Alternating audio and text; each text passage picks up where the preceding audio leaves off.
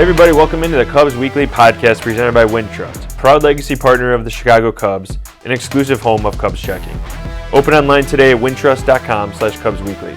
Tony Andracki here with Andy Martinez. And Andy, first off, we're going to do a quick trivia question. Okay. Kyle Malenovich had one for us.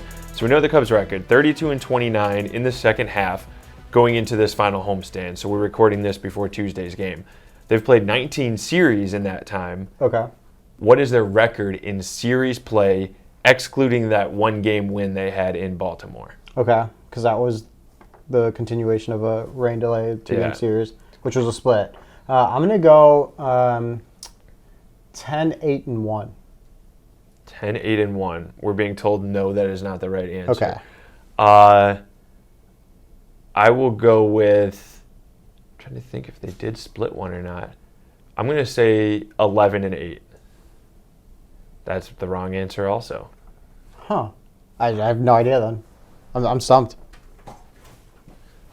Correct answer is 10-9, excluding the Orioles series. I thought they would actually have been a little bit higher than that. Yeah, I thought so no too. ties. All right, so the Cubs have been 32-29 in the second half, 10-9 in series play. That kind of leads us into our first topic, Andy, of what are we watching over the final week of the season? I think for me, one of the things is how they play. I do think that there's a lot of merit to going into the offseason saying, hey, for this big chunk of time, even including the trade deadline and trading away several pieces of that bullpen away, they've been over 500. That means a lot to the guys in the clubhouse. I think it could mean something to the fan base. I guess that's depending on each individual fan to decide. But I do think that it means something for going back to what we've talked about in this pod and what Jed Hoyer has talked about, that they have confidence they're building the right direction. Being above 500, winning some of these 6 games in this homestand or the 3 in Cincinnati, getting to the point where they are still over 500, that to me is a storyline. Yeah, that, and then we saw what they did when they went to New York. They played the Mets, sweeping the Mets. They've talked about wanting to play spoilers. They have an opportunity in this Phillies series. The Phillies are in the hunt for the final wild card spot with the Brewers, so there's a little bit of that. And then, yeah, to your point, seeing how they finish strong, and when you consider the 32-29 record, it's even more impressive when you think about what's happened to the rotation. Kyle Hendricks went down. Yeah. Wade Miley, suffered a ton of setbacks, had a bunch of injuries. Drew Smyly, who was one of the best pitchers in baseball when he was healthy, suffered an injury and went down. And you had to rely on Hayden Wesneski in his MLB debut. Justin Steele and Keegan Thompson missed over a month. Yeah. So you have all these key important pieces going down, and you just bring up a Hayden Wesneski, you bring up a Javier Assad, you turn Adrian Sampson into a full-time piece of the rotation, and they become valuable assets to your starting rotation, to your big league staff. That's really impressive, and to see them continue that through the final week and a half of the season, I think is very important, and one of the things I'm going to be looking at for sure going into the offseason. Yeah, and we're going to touch more on those pitchers, a lot of those names later on in this podcast. Another thing for me that I'm going to be keeping an eye on is just the injuries. You already mentioned, like Drew Smyly and Wade Miley, depending on when they pitch or how they pitch, or even if they pitch again, the rest of this year. We know Kyle Hendricks is done. Keegan Thompson has come back in the bullpen. Adbert Alzolay has come back in the bullpen. Justin Steele, is he going to make any sort of outing at all, or is he done? And then also, Nico Hoerner, we saw him DH in Pittsburgh before that series was over. Him getting back out and playing the field, maybe even playing regularly. Right. And then Wilson Contreras as well, if he's able to make a return from that left ankle injury. If he's able to get this other farewell to fans, especially on the homestand here. I think those are things that I'm really going to be keeping an eye on and just seeing if there's that potential. And also with minor league seasons wrapping up too, there's not really an option for these guys, some of these guys, at least like Steele and Wilson who are on the IL, to go get some work in rehab games. Yeah, that's the big thing too. Tommy Hotovy spoke before the series finale in Pittsburgh and mentioned, we'd love to see Justin Steele back, but it doesn't necessarily have to be in a game setting, right? If he throws a high-intensity bullpen or a high, something that he's able to finish well, finish healthy, and know that he stayed healthy for the most part through a whole season is big for them, and they can build on that in the offseason and build on things that he kind of showed and flashes that he showed and continue to improve for 2023, because he's going to be a big part of the rotation for the Chicago Cubs, especially if he keeps performing like he did when he was healthy. And another guy, too, who's not injured but on the restricted list, Seiya Suzuki, was back in Japan for the birth of his first child. We're expecting him back in Chicago at some point this week, maybe even at the field again Tuesday later in the day as we're recording this podcast.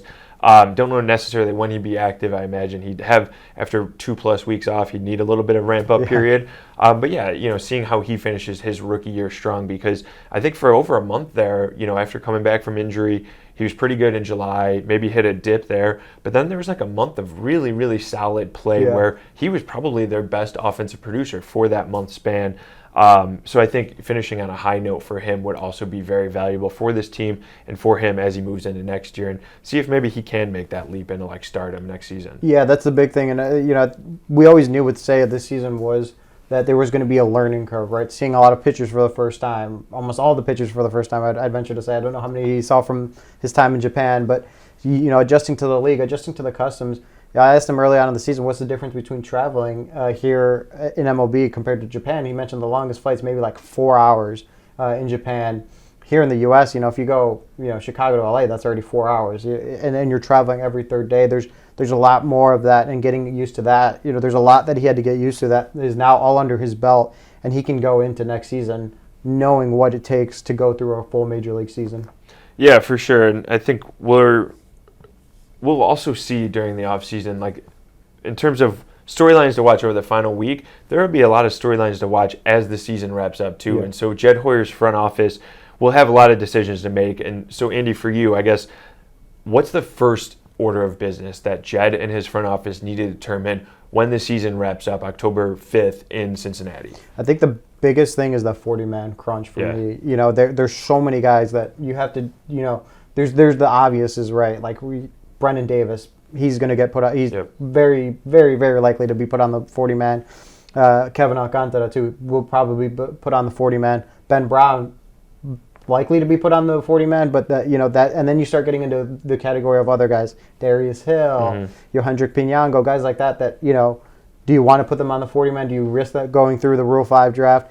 That, to me, is the first order of business, because you still have a full 40-man as is, and, obviously there's going to be some spaces cleared with, like guys like Jason Hayward that will be moving on, and other guys that become free agents.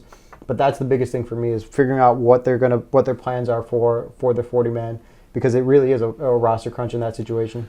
Yeah, I think definitely, and also they have to evaluate like what they already have, because you mentioned there are a few guys that are moving on, like Wade Miley, Drew Smyly, Wilson Contreras, Jason Hayward are all going to be probably moving on in some capacity. Now, again, some of those guys, Miley, Smyly, or Contreras, could be returning. Yeah. We don't know, but for now, they would probably be off the books in terms of 40-man roster spots. But then what do the Cubs do with Esteban Quiroz or Zach McKinstry even? I imagine McKinstry's... Michael Hermosillo. There's a lot of guys that kind of fit into this what kind of comes next bucket. Yeah, Jared Young's another good one. We've seen him up here, hasn't played a ton, and then also, guys... just determining where they go from here and these fits of how all these players work moving forward. Franmil Reyes is another one that I think is really interesting that we talked about earlier in a podcast like a month ago, where he fits into next year. And I thought there was like a really good chance, like 90+% chance he's back for next year. He adds an element of power. He fills that DH spot. We haven't seen him perform the way that he was in August so far in the month of September. And, he hasn't been out there a few times, just even recently over the last week or so.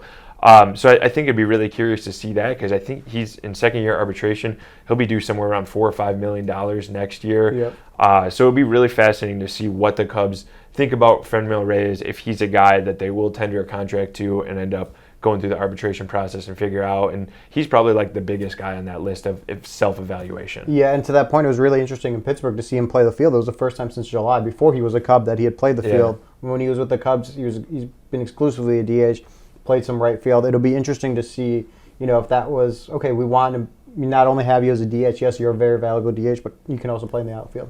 Yeah, and I think figuring out maybe that first base spot too.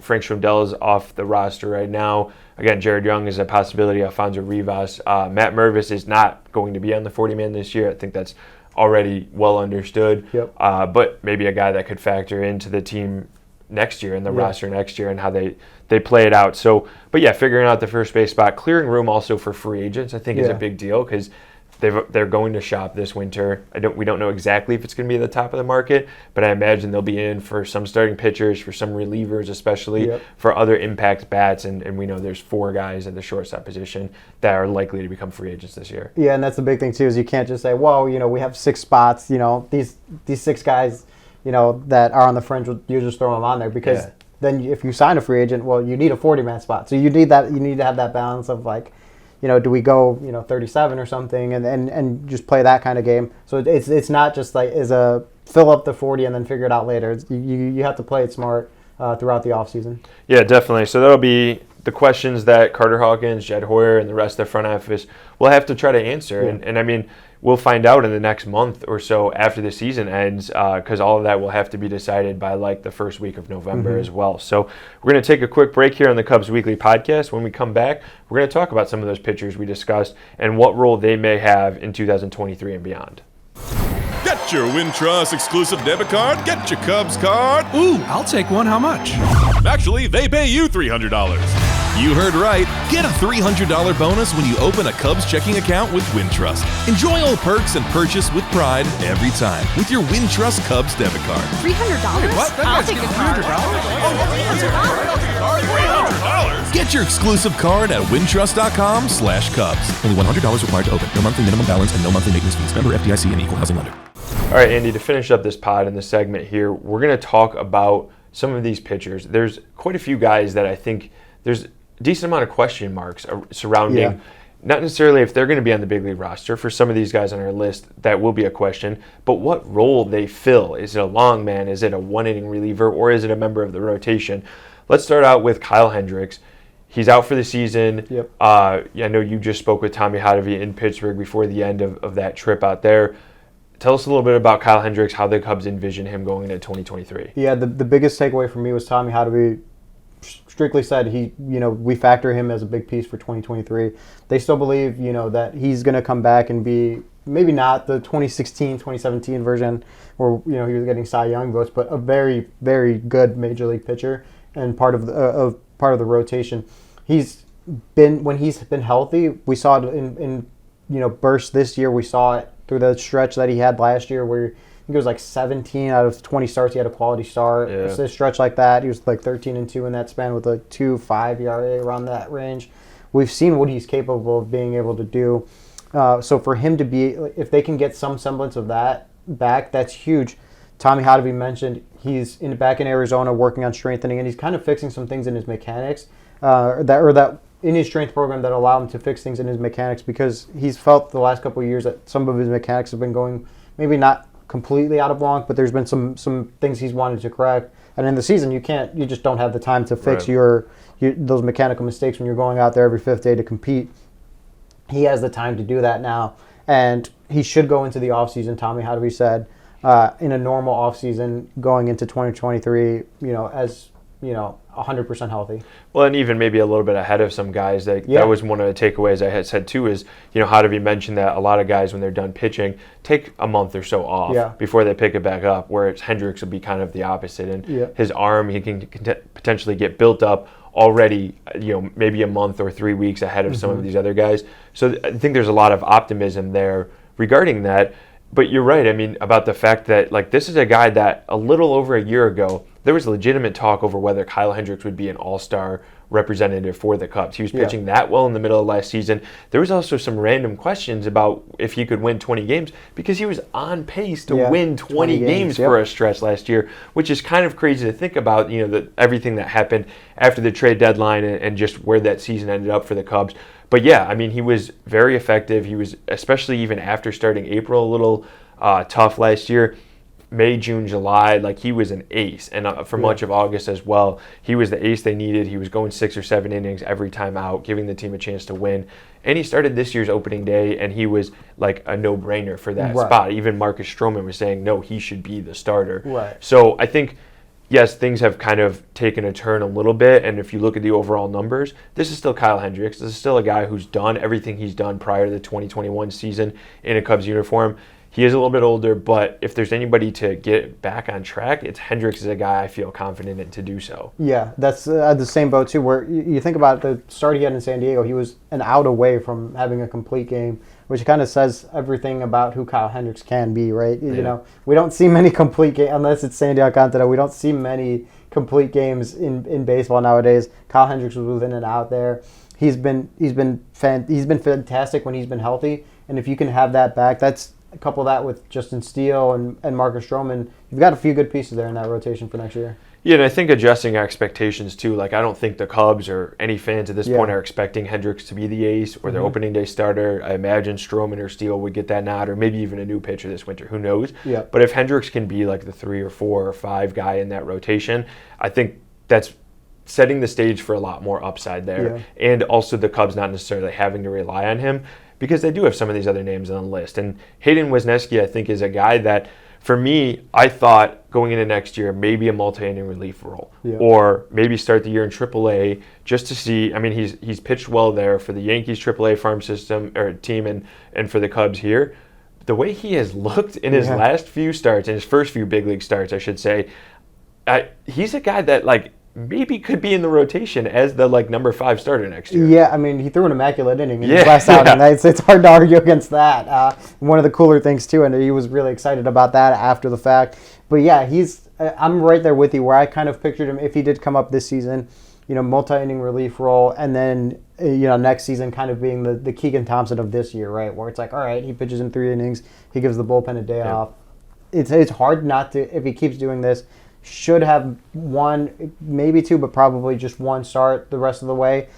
If he does that and he has a good spring training, it's hard to say, hey, this guy is a long relief pitcher or a AAA depth. Like, it's hard to not pencil him into the rotation because he has been that good. The slider is real. It moves a ton. It's like a frisbee out there. Yeah. And what I thought was impressive was, everyone's kind of said about his four seam, how strong it is. And he said he feels like he's not pinpointing it right. Like, he's not on it yet. And if you can play that four seam with that slider, I mean, I think that just takes him to a whole new level.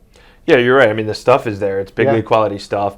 I also like the intangibles that he is very confident in his stuff. And he said after his start at Wrigley Field, his first start, that he knows his stuff is so good that his job is just to pound the zone. Yeah. And you look at that, I mean, he's barely walking guys in the big league so far. He's striking a lot of guys out. He's missing bats, but then he's also found a way to be efficient. He is back-to-back quality starts. Like, he's going deep into games with not a high pitch count. And again, he's not beating himself by walking guys. There's a lot to like there.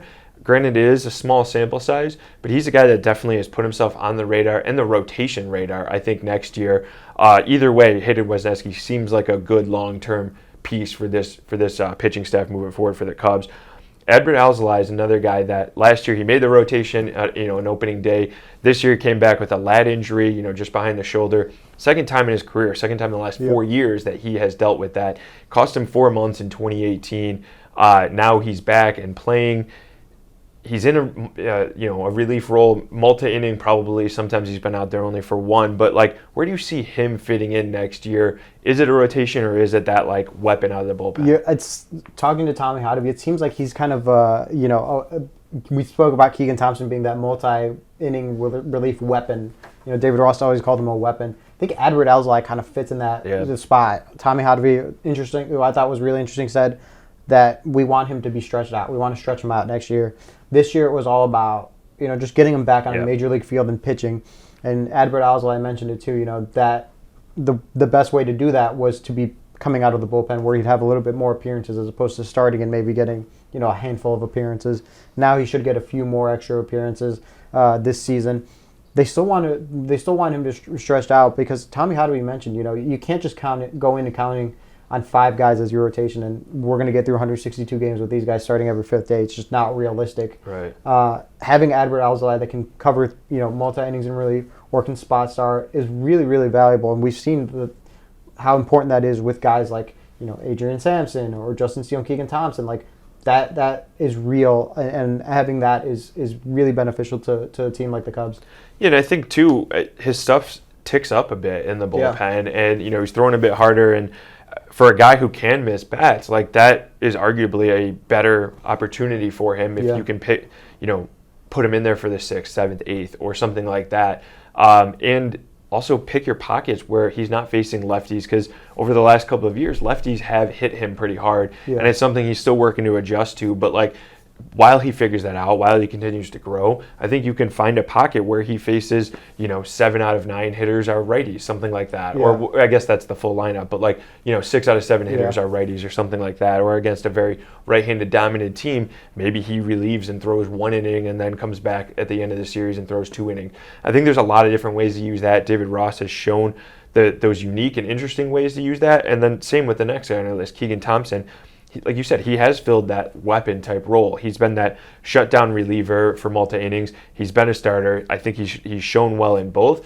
But there's something to be said about the trickle-down effect for the rest of the bullpen. For a guy like Thompson or Alzolay, who you give them the ball 3 or 4 innings, they shut it down for the rest of the way, whether in a win or a loss, whatever it is, and reset the bullpen for everybody else. So they're more fresh. That was the best version of the Cubs bullpen we saw this year. Obviously, those other guys were traded away. And last year. And last year, too. You're right. Like, when they have that kind of guy, like a Keegan Thompson has been, or even Alzolay probably could be, that leads to good things for the rest of the pitching staff, I think. Yeah, I mean, think about it. Like, this season was a little bit of an anomaly with the more compressed schedule where you had a little bit more doubleheaders, or you had, long stretches of games. But if you're in a 12-game and 12-day stretch, the ability to be able to go to Keegan Thompson twice in that span and reset, that's like an off day for the bullpen. That's huge. That provides so much cover that shortens the game for the manager too, because okay, with the starter, if he can get to the 5th or 6th, we're pretty set, because then we'll let we'll let Keegan or Adbert come in and finish the job. That's the versatility and benefit of having guys like that in your pitching staff. Yeah, and I think that's probably the role we see Keegan Thompson in for next year to start. Again, things could change. Maybe injuries, maybe Hendricks doesn't bounce back, or maybe something else happens. But I think I would expect the Cubs to probably add at least 1 free agent starter, maybe 2 this winter. Maybe they're depth guys. Maybe it's bringing a guy like Miley or Smiley back. Maybe it's some of these other guys that are going to be out there as free agents. And I think we already talked about, Hendricks, Stroman, Steele are the 3 guys that we're penciling in right now. But as you look at, like, Adrian Sampson, what he's done in the rotation, Javier Assad has been interesting when he comes up. Like, where do you see those 2? And then maybe also, like, we've kind of said that with Steele, but like those 3, including Steele, where is their fit, like, long term? Is Steele in the rotation moving forward? I think Steele for sure is in the rotation moving forward. Sampson and Assad are very interesting pieces. I think Assad is the kind of guy that you can start him in AAA next year. Something happens, you can bring him back up, and you know that he can provide length and he has the moxie to, like, he's never the moment's never been too big for Javier Assad when he's been out there. That's what has impressed me the most. He doesn't have the flashiest stuff. He's not going to throw 100 miles an hour past you. He's not going to have this wipeout slider. But he knows what he wants to do, and he knows where he wants to throw. And that's what's impressed everyone, too. David Ross has mentioned his pitchability, and it's just that is what his strength is. And then in Adrian Sampson's case, I think he serves so many. This is the 2nd year in a row where he's gone through a stretch that he's just shown that, hey, he can get big league outs in any role you want him to. And he mentioned, too, he says he wanted to be, after his last outing, he says, I want to be here when this team's good. And when this team's good, you don't just have 5 starters. You use maybe 10 starters throughout the year. And I want to be one of those guys. I think he's earned that, and especially I do believe he has minor league options. So, like, he's probably another guy that is on the 40-man, and maybe he and Assad start the year in the minor leagues, or maybe an injury pops up, he's in the opening day rotation, or again, maybe he's a multi-inning relief weapon. Like, I don't know, but you're right. I mean, he has proved people wrong the last 2 years. Yeah. Like, he was off the radar completely in the middle of last year. He was DFA'd this year. That's true. He was DFA'd twice, by the Cubs once, and then by the Mariners after that. And then came back, and he really likes it here. He likes the pitching infrastructure, the organization. He likes the pitching coaches like Tommy Ottavy and working with Craig Breslow. And his stuff has ticked up. We're seeing more 94s and even a couple 95s on the radar gun from him. His movement looks good. He is getting some swing and miss. But even without that, like, he's just going out there and shutting down some really good lineups, and also going up toe-to-toe with some good pitchers. Like, we had that stat a couple weeks ago, where he went up against Jacob deGrom, Cubs won. He went up against Corbin Burns earlier in the year, Cubs won. He went up against Pablo Lopez on the Marlins, who was an all-star candidate, and their ace, Cubs won. Like, he goes out there and he had a 1.08 ERA in that span, like in those 3 starts. he continues to prove people wrong. I think he's a guy, absolutely, like you, I think he and Assad are two guys that we'll probably see start games for the Cubs next season. Probably not opening day, but maybe moving on after that. So a lot of interesting moving parts in the Cubs pitching staff. Again, we'll see what they do free agency-wise, and I'm sure they're going to add several pieces in the bullpen. We've seen the success with that, with the Ryan Taperas, David Robertsons, Chris Martins of the world, where they sign these veteran guys. So that'd be really interesting to see what they do free agent-wise for the bullpen this year. Yeah, that's the big thing. They've proven they've shown success in the track record to be able to sign guys and that veteran guys and make them effective relievers. Jeremy Jefferson 2020. Yeah. You mentioned those guys. Michael Givens this year. I mean, there's not a ton of doubt that I think that they can find a couple relievers that veteran relievers that can be really valuable to the bullpen. All right, that'll do it for this week's edition of the Cubs Weekly Podcast presented by Wintrust. Don't forget to download and subscribe to the pod on Spotify or Apple Podcasts, and check us out in video form on the Marquee Sports Network app and YouTube. For Andy, I'm Tony. Thanks for listening and watching.